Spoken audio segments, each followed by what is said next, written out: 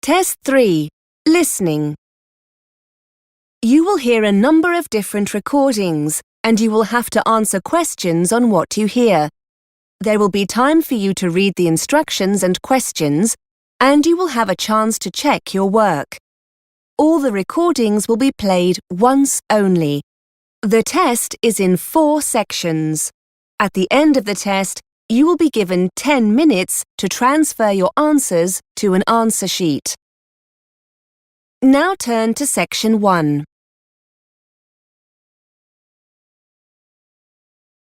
Section 1. You will hear a telephone conversation between an operator and a caller. The caller is inquiring about car insurance.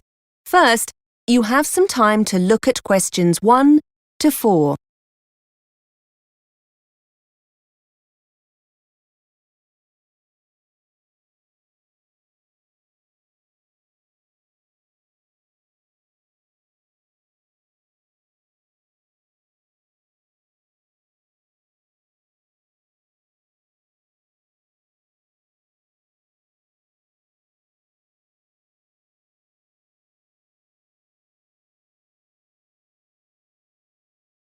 You will see that there is an example that has been done for you.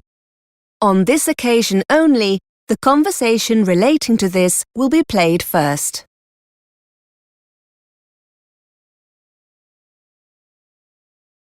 Good afternoon, Heartline Car Insurance. How can I help you?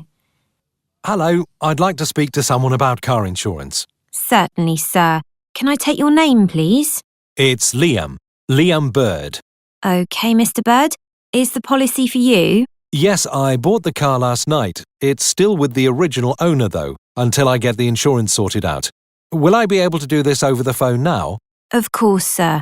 If you have all the information we need to process the application, we should be able to sort it out for you immediately. Could you tell me the make and model, Mr. Bird? Yes, it's a Ford Fiesta. The caller's car is a Ford Fiesta, so Ford Fiesta has been written in the space. Now we shall begin. You should answer the questions as you listen, because you will not hear the recording a second time. Listen carefully and answer questions 1 to 4. Good afternoon, Heartline Car Insurance. How can I help you? Hello, I'd like to speak to someone about car insurance. Certainly, sir. Can I take your name, please? It's Liam Bird. OK, Mr. Bird. Is the policy for you? Yes, I bought the car last night. It's still with the original owner, though, until I get the insurance sorted out. Will I be able to do this over the phone now? Of course, sir. If you have all the information we need to process the application, we should be able to sort it out for you immediately. Could you tell me the make and model, Mr. Bird? Yes, it's a Ford Fiesta. And can I have the registration number, please? Yes, it's 3R1JTW. OK. I can see it's a 2002 model, is that right? That's right, yes. And what's the current mileage, Mr. Bird? Very high, unfortunately. 90,000 miles. OK. It's obviously very reliable. Hopefully, yes. And how many miles will you be driving per year? Probably about 6,000 a year. OK. And where will the car be kept overnight? Well, I don't have a garage or a driveway, so it'll be on the road. OK, nearly there. When would you like the policy to be effective from? Immediately, I suppose? Yes, I'm hoping to drive the car home this evening. So could I be covered from today? Yes, that's fine. Now, do you want fully comprehensive cover or third-party fire and theft? Just third-party fire and theft. It's only an old car. And how much no-claims bonus have you got, sir? 6 years. Before you hear more of the conversation, you have some time to look at questions 5 to 10.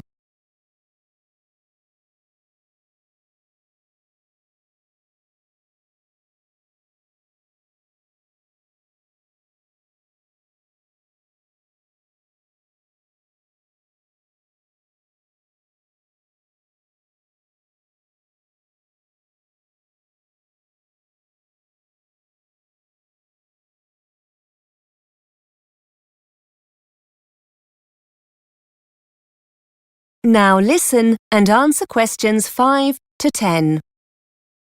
OK. Have you decided to take up any of our additional cover options? We have legal cover for a small fee each month, and we can offer a very competitive rate for driver injury insurance. Or we could… No thanks. Sorry, but I've already looked through what's available on your website and how much it all costs. I've got breakdown cover with another company, and the car comes with a spare set of keys, so I should be okay there. I'd like to take out the 14-day courtesy car, though, and keep my no-claims bonus. So I'll protect that, and I'd like to have the windscreen cover as well. OK, Mr. Bird. So that's third-party fire and theft with additional cover for a courtesy car, protected no-claims bonus and windscreen cover. That comes to £425. We'll need to see proof of your no-claims bonus. Can you send this to us? Yes, no problem at all. OK. I just need your payment details and I can process this for you. So, can I have your full name, please? It's Liam Bird. That's B-Y-R-D. And your address? 35 Botterville Crescent, Birmingham, B561ED. And your date of birth? The 11th of November, 1969. And your telephone number, Mr. Bird? 0121 677 9887. How will you be paying, Mr. Bird? By credit card? By debit card, if that's okay. Yes, that's fine. What kind of card is it? It's a Visa card. OK. Can you give me the full number that runs across the centre of the card? Yes, it's 2337 4006 2005 1551. And the 3-digit security number on the reverse of the card? OK, hang on. Yes, it's 426. Thank you. Finally, can I just ask you how you got to hear about our company? Yes, sure. I found you on the internet. Thanks. OK, your payment has been processed successfully. You're now covered, Mr. Bird. Would you like us to send your documents to you, or are you happy to download them from the website? Would you mind posting them to me, please? I'd like a paper copy and my printer's not working. No problem, Mr. Bird. That is the end of section 1. You now have half a minute to check your answers.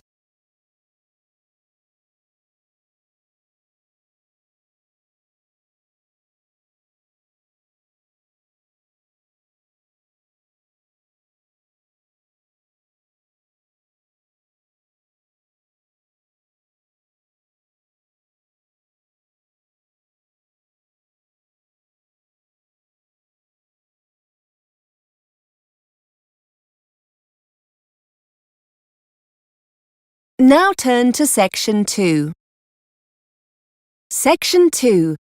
You will hear a presenter interviewing a student on a radio show. The student is talking about her experiences of mountain climbing. First, you have some time to look at questions 11 to 14.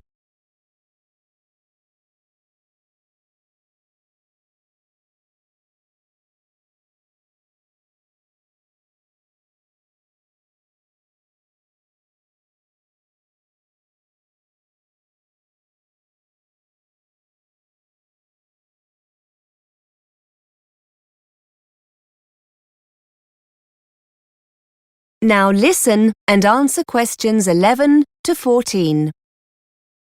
Welcome back to BURS, your independent student union radio station. We're looking at some of the incredible feats one or two of you have been up to during your summer break. I'm with Catherine, who's going to tell us about her successful climb of one of the most iconic mountains in the world, Mont Blanc. Catherine, tell us a little about your achievement. Well, actually, it was the second time I've reached the summit. The first was in 2007, the year before I came to university. People are often surprised to hear how popular the mountain is with climbers. I've read somewhere over 30,000 people attempt the climb each year, and around 200 people a day summit during the summer season, so it's very crowded up there. Unfortunately, it's also potentially very dangerous.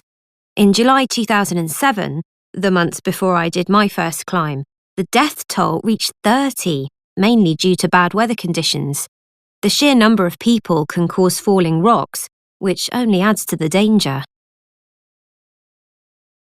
Before you hear more of the interview, you have some time to look at questions 15 to 20.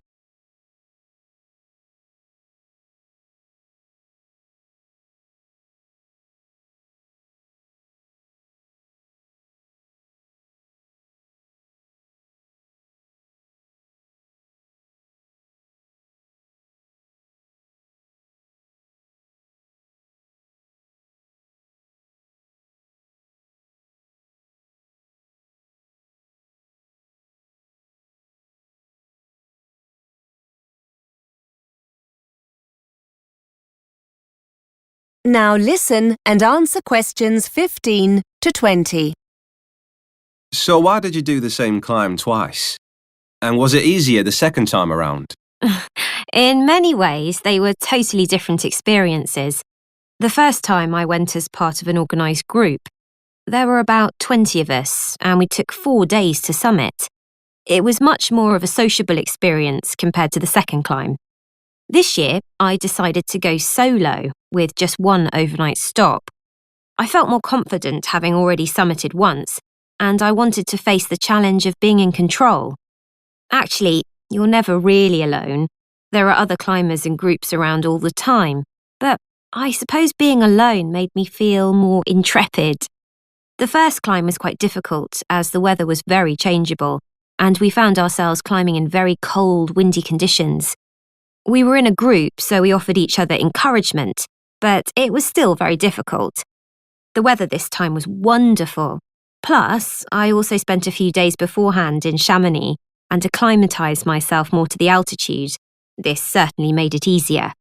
You can achieve the same thing by climbing some of the smaller peaks in the area first, but I wanted a more leisurely start.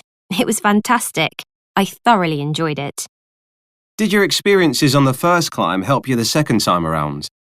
I'm wondering if you have any useful advice for others planning on doing something similar. Well, because the climb's becoming so popular, I think people don't always give it the respect it deserves. And I'm not talking here about the physical condition you need to be in to take on a challenge like this, or having the right equipment. That goes without saying. I think what took me by surprise more than anything else was the extreme weather conditions, even in the summer. For those who want to summit in a single day or two, the climb will often start early in the morning, so you'll need to make sure you're wearing enough layers to protect yourself from the cold and wind. You'll be glad of this when you hit queues and find yourself standing around, waiting to move on. Then at the other extreme, around midday, you must make sure you're fully protected from the sun, or you're likely to get very badly burnt. Whether you climb alone, in a group, or with a guide, that will depend on your own experience. But however you decide to go, it's essential that you take your time and get used to the altitude. OK, many thanks for taking the time to come in and tell us all about it. That is the end of section 2. You now have half a minute to check your answers.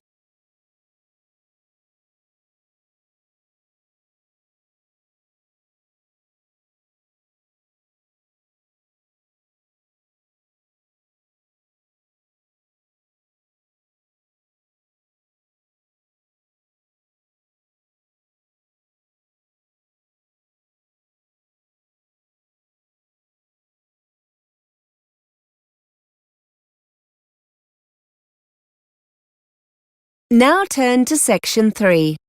Section 3. You will hear 2 students talking about revising for exams. First, you have some time to look at questions 21 to 23.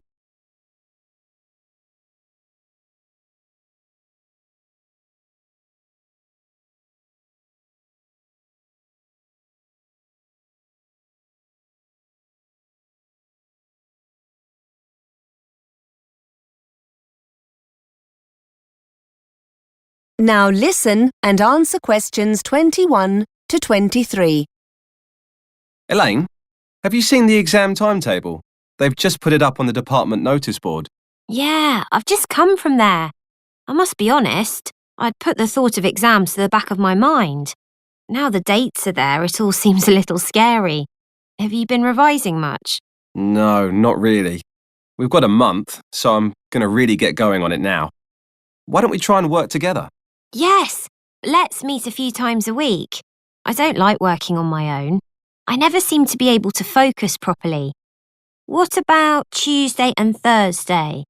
Oh, no, I have a late seminar on Tuesday. Monday and Thursday? What about that? Yes, that'll be okay. How do you go about revising? Have you got any tips? Well, our tutor said we shouldn't start background reading or writing notes until we're clear in our mind what we need to revise. He said start with a revision timetable so we know what to revise and when. That sounds sensible. Then we can use the timetable to work independently. It'll help us to make sure we're both working on the same subjects. We can make that the first thing to do in our first session. Write up a timetable. OK. I reckon the kinds of things we can do on our own in between meetings are things like arranging our materials, lecture and seminar notes, handouts, feedback from our tutors, that kind of thing. If we arrange all these by subject, according to the timetable, it'll help us get organised. Before you hear more of the conversation, you have some time to look at questions 24 to 30.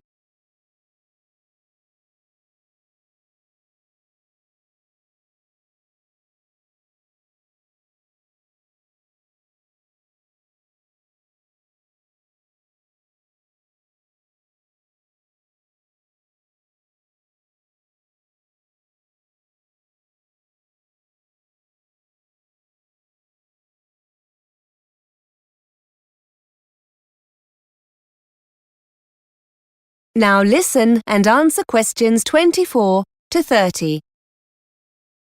Good idea. Once we have all the content, I suppose we could make notes based on past exam papers. We had a talk about note-taking in one of the seminars. They reckon you shouldn't copy word for word. It helps to learn things if you paraphrase main points. And don't just copy loads of facts either.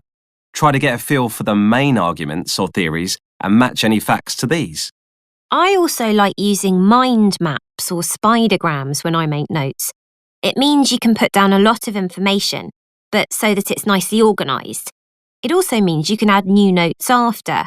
And bullet points. They really help you focus on main points rather than trying to link them together in sentences. We also need to remember to make a note of where the information comes from.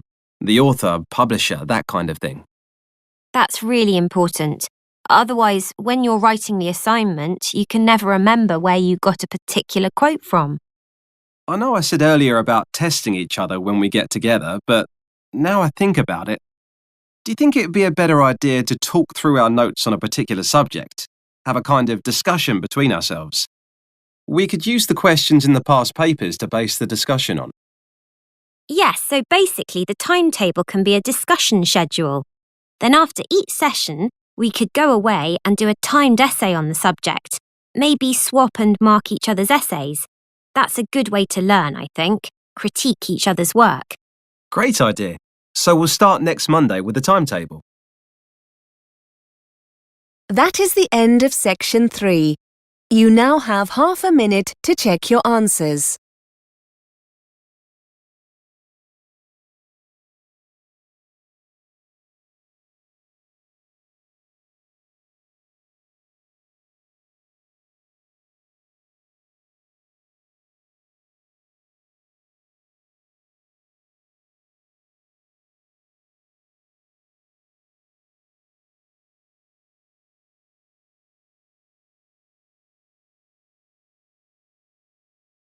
Now turn to section 4. Section 4. You are going to hear a student giving a talk about her research project on the subject of urban design.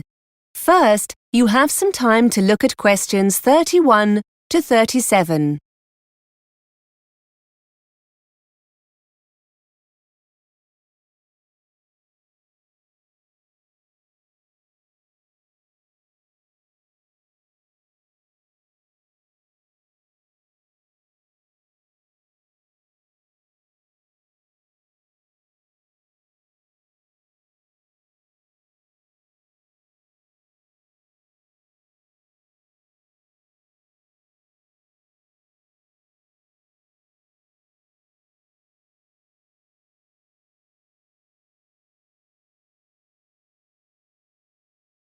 Now listen and answer questions 31 to 37.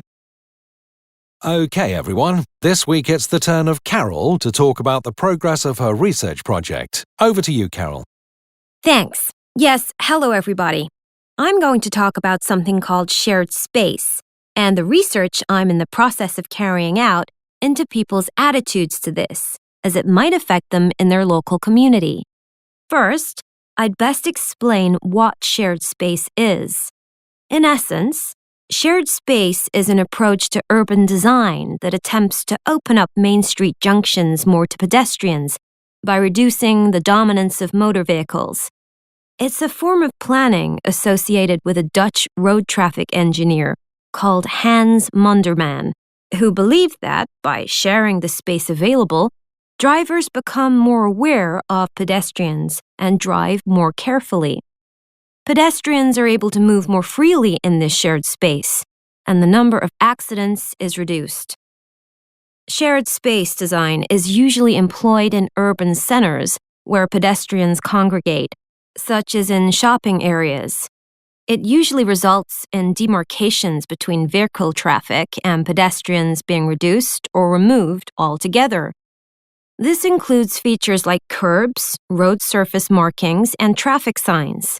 There are many examples of shared space in operation abroad and in the UK, for example in Kensington High Street in London and Giles Circus in Ipswich. In addition to a decline in accidents, those in favor of shared space also claim additional benefits such as a reduction in unsightly street furniture, like signs and metal guardrails, which can be replaced with more trees, planters, seating areas, and other aesthetic improvements determined by local people. With these urban centers easier to get around in, supporters claim that people are more inclined to shop there, and, as a consequence, the center can become a more thriving area for local people and businesses. Here are some before and after photographs of shared space developments to give you an idea of what it looks like. Despite all its advantages, shared space is opposed by various interest groups. Some motorist organizations claim that the system means drivers lose important information through the reduction of signage. Those representing blind people argue that removing features such as curbs, railings, and barriers between pavements and roads takes away familiar support and means this group of people cannot negotiate their way as easily as other road users. Cyclist representatives have also criticized some aspects of the scheme, arguing that, despite benefits, some cyclists feel more bullied by motorists and consequently less safe. Supporters of shared space themselves also point out that a lack of experience and understanding of shared space by planners can lead to negative experiences for all these groups. Before you hear more of the talk, you have some time to look at questions 38 to 40.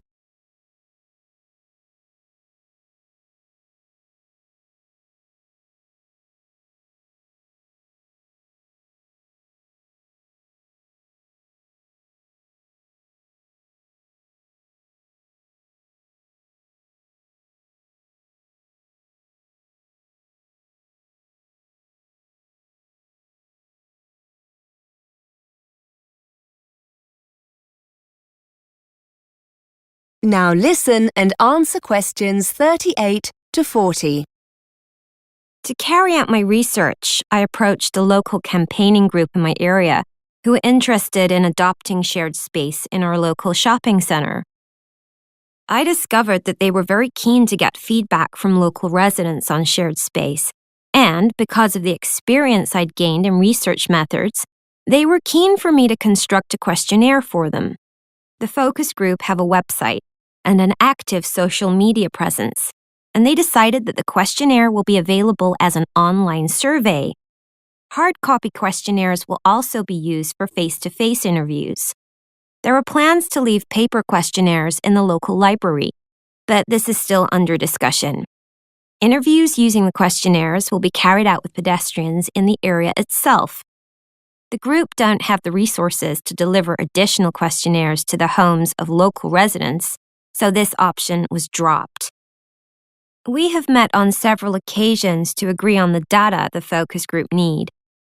I've pointed out that if they want valid results, the questions must be totally unbiased and not in any way loaded to encourage participants to give the preferred answer. Also, we mustn't assume that participants have sufficient information to answer these questions. We're currently looking into how we can best present the concept of shared space during interviews. I've designed some of the questionnaire, and I'd just like to spend a few minutes going through it with you. I'd be grateful for any feedback you have. That is the end of section 4. You now have half a minute to check your answers.